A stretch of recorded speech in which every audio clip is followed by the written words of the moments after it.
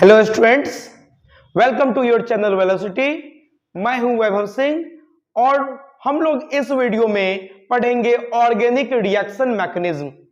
Organic reaction mechanism को अगर हम लोग सीक्वेंशियल मैनर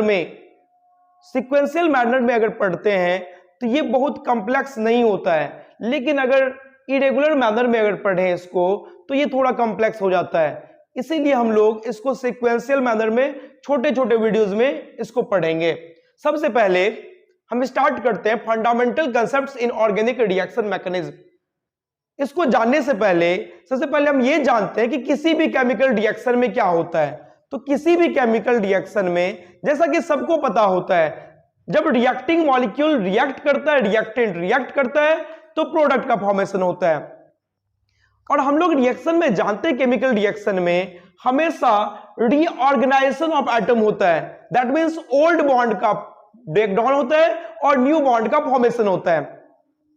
अगर reacting species, reacting molecule, reactant proper orientation में इफेक्टिवली कोलाइड करता है तो प्रोडक्ट का फॉर्मेशन होता है। लेकिन प्रोडक्ट बनने से पहले जब रिएक्टेंट इफेक्टिवली कोलाइड करता है, प्रॉपर ओरिएंटेशन में कोलाइड करता है, तो उस कंडीशन में एक अनस्टेबल स्पेसीज का फॉर्मेशन होता है और वो अनस्टेबल स्पेसीज का एग्जिस्टेंस शॉर्ट टाइम के लिए होता है। उस अनस्टेबल स्पेसीज को हम लोग बोलते हैं रिएक्शन इंटरमीडिएट।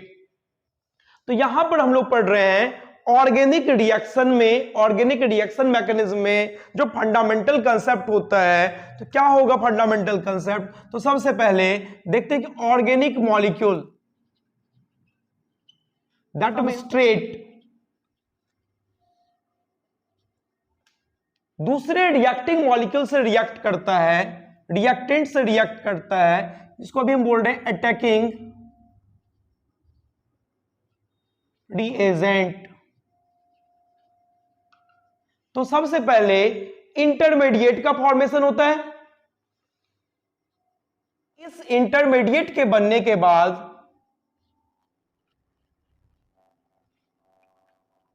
प्रोडक्ट और बाय प्रोडक्ट का फॉर्मेशन होता है।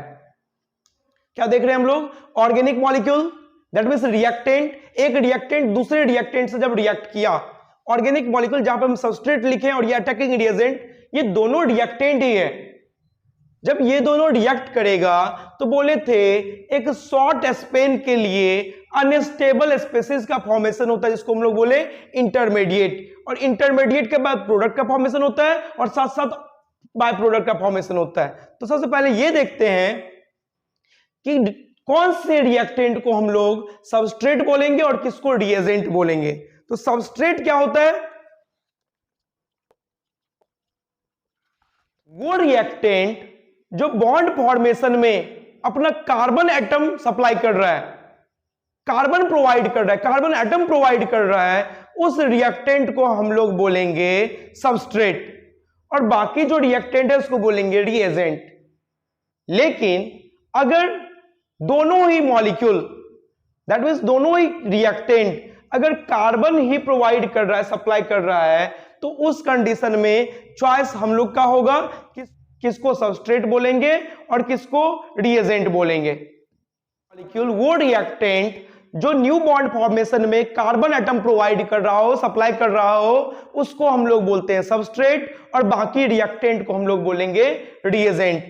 दैट मींस रिएजेंट क्या होता है? Reactant other than substrate.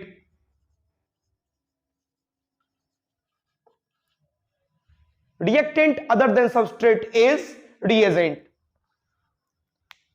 अगर कोई रिएक्शन हम लोग पढ़ें जैसे CH2 double bond CH2 plus Br2, तो यहां से बन जाता है, ये प्रोडक्ट बना। हम लोग देख रहे हैं यहां पर ये है इथीन और ये है ब्रोमीन मॉलिक्यूल, दोनों ही रिएक्टेंट है।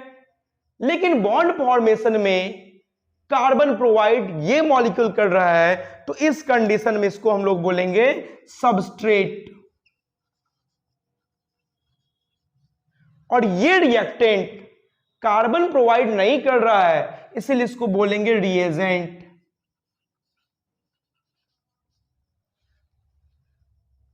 लेकिन अगर बेंजीन का रिएक्शन मिथाइल क्लोराइड के साथ देख रहे हैं, इस कंडीशन में फॉर्मेशन हो रहा है,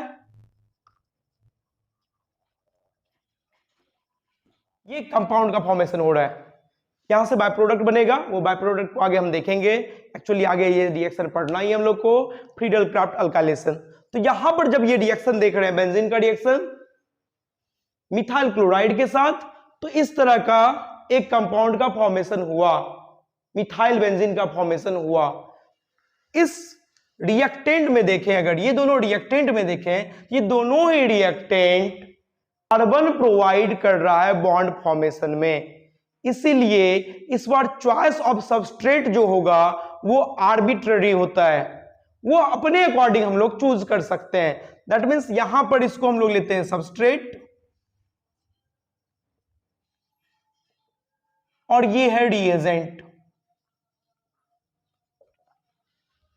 तो हम लोग क्या देखें, जब ऑर्गेनिक रिएक्शन मैकेनिज्म स्टार्ट हो रहा है तो उसमें देखते हैं रिएक्टेंट जब रिएक्ट करेगा, प्रॉपर ओरिएंटेशन में इफेक्टिवली कोलाइड करेगा, तो पहले इंटरमीडिएट का फॉर्मेशन होता है, वहां से एक प्रोडक्ट या एक से ज्यादा प्रोडक्ट भी बन सकता है। जिस प्रोडक्ट पर हम लोग का ज्यादा अटेंशन होता है उसी का स्टडी यहां पर ज्यादा करते हैं, और बाकी जो प्रोडक्ट बना उसको बोलेंगे बाय प्रोडक्ट। तो इसीलिए हम लोग लिखे थे सबस्ट्रेट प्लस अटैकिंग रिएजेंट, उसके बाद लिखे थे इंटरमीडिएट, और उसके बाद प्रोडक्ट एंड बाय प्रोडक्ट दोनों बना। तो फंडामेंटल ऑफ रिएक्शन मैकेनिज्म अगर देखा जाए तो रिएक्शन मैकेनिज्म में हम लोग क्या देखते हैं, रिएक्शन मैकेनिज्म में हम लोग बस यही देखते हैं कि हर एक स्टेप इलेक्ट्रॉन का मूवमेंट कैसे हो रहा है, हर एक स्टेप में इलेक्ट्रॉन का मूवमेंट कैसे होगा, इसका इनर्जेटिक्स क्या है। दैट मींस बॉन्ड का फॉर्मेशन हुआ, बॉन्ड का ब्रेकिंग डाउन हुआ, तो उस कंडीशन में कितना एनर्जी लॉस हुआ, कितना एनर्जी गेन हुआ, और हम लोग देखते हैं इस ट्रांसफॉर्मेशन का काइनेटिक्स क्या है। दैट मींस रिएक्शन जब हो रहा है, प्रोसीड कर रहा है, प्रोडक्ट का फॉर्मेशन जब हो रहा है, तो ये प्रोडक्ट का फॉर्मेशन फास्ट प्रोसेस से हो रहा है या स्लो प्रोसेस से हो रहा है, तो ये है काइनेटिक्स। तो रिएक्शन मैकेनिज्म क्या हुआ, it accounts movement of electron, energetics and kinetics. इसके बाद हम लोग इस फंडामेंटल में पढ़ते हैं fusion of covalent bond.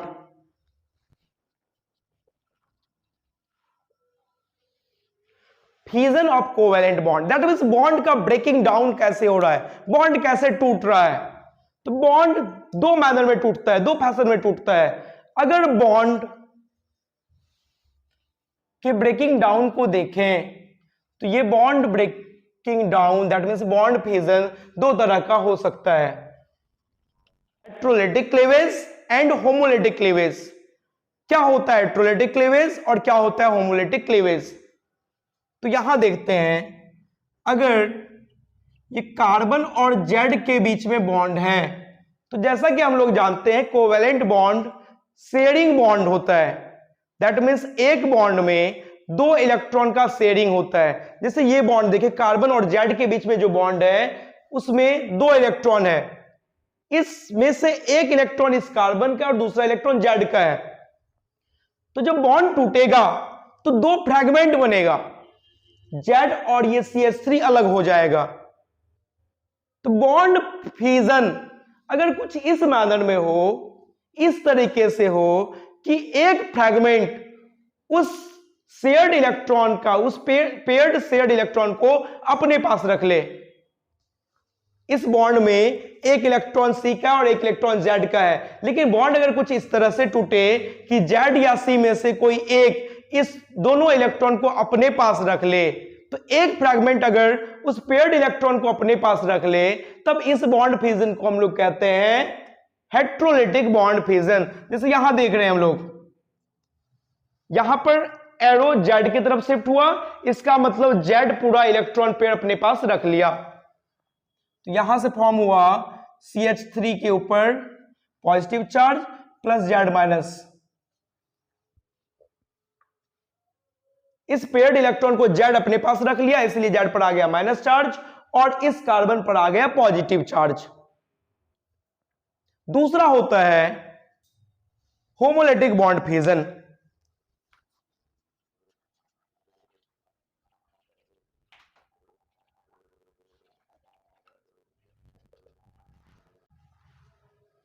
Homolytic bond fusion, अगर बॉन्ड कुछ इस तरह से टूटे कि बॉन्ड से जुड़ा हुआ दोनों एटम एक एक इलेक्ट्रॉन अपने पास रख ले, तो इस बॉन्ड फ्यूजन को हम लोग बोलेंगे homolytic bond fusion. Heterolytic bond fusion क्या था?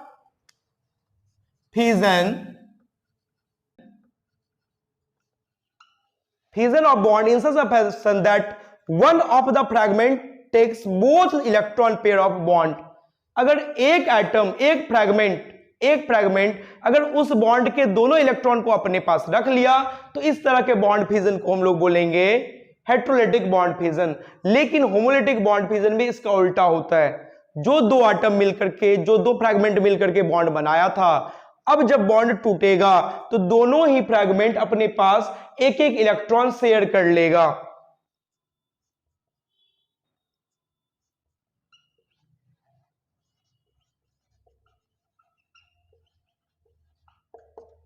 Fusion of bond in such a fashion that both atoms joined by bond takes one electron each। इस बॉन्ड से जुड़ा हुआ जो ये जो दो फ्रैगमेंट है या जो एटम दो एटम है, वो दोनों एटम जब टूटा, जब अलग हुआ, तो दोनों अपने पास एक एक इलेक्ट्रॉन रख ले। इस तरह के बॉन्ड फ्यूजन को हम लोग बोलेंगे होमोलिटिक बॉन्ड फ्यूजन। तो इस वीडियो में हम लोग इतना ही देखे fundamental concepts in organic reaction mechanism में, कि जब रिएक्टिंग मॉलिक्यूल रिएक्ट करेगा, रिएक्टेंट रिएक्ट करेगा, उस कंडीशन में एक शॉर्ट पीरियड के लिए एक अनस्टेबल सब्सटेंस का फॉर्मेशन होगा, स्पेसीज का फॉर्मेशन होगा, जिसको बोले इंटरमीडिएट, और वहां से प्रोडक्ट और बाय प्रोडक्ट का फॉर्मेशन होता है। इसके अलावा बोले रिएक्शन मैकेनिज्म में हम लोग को यही देखना है कि इलेक्ट्रॉन का मूवमेंट कैसे होता है, मूवमेंट ऑफ इलेक्ट्रॉन, इनर्जेटिक्स, जब बॉन्ड टूटेगा या बनेगा तो उस कंडीशन में एनर्जी रिलीज हुआ, एनर्जी गेन हुआ, एनर्जी लॉस हुआ, वो देखना है। इसके अलावा जब ट्रांसफॉर्मेशन हो रहा है, रिएक्टेंट से जब प्रोडक्ट का फॉर्मेशन हो रहा है, तो उस कंडीशन में वो रेट स्लो है या फास्ट है, दैट मींस काइनेटिक्स। इसके बाद देखे थे बॉन्ड फ्यूजन, कोवेलेंट बॉन्ड कैसे टूटता है, तो हेटेरोलिटिक बॉन्ड फ्यूजन होगा, होमोलिटिक बॉन्ड फ्यूजन होगा। हेटेरोलिटिक क्लीवेज और होमोलिटिक क्लीवेज। हेटेरोलिटिक क्लीवेज में हम लोग क्या देखे, जो दो फ्रैगमेंट था, जो दो एटम एक दूसरे से जुड़ा हुआ था, अगर बॉन्ड टूटता है और एक एटम अपने पास दोनों इलेक्ट्रॉन उस बॉन्ड का रख लेता है, तो इस तरह के बॉन्ड फ्यूजन को कहते हैं हम लोग हेटेरोलिटिक बॉन्ड फ्यूजन। और अगर दो एटम सेपरेट हो रहा है, जो कि बॉन्ड से, कोवेलेंट बॉन्ड से जुड़ा हुआ था, दोनों एक एक इलेक्ट्रॉन लेकर के अलग हो जा रहा है, तो उस कंडीशन में इस बॉन्ड फ्यूजन को, क्लीवेज को हम लोग बोलते हैं होमोलिटिक बॉन्ड फ्यूजन। अगले वीडियो में हम लोग पढ़ेंगे इलेक्ट्रोफाइल और न्यूक्लियोफाइल क्या होता है। Thank you.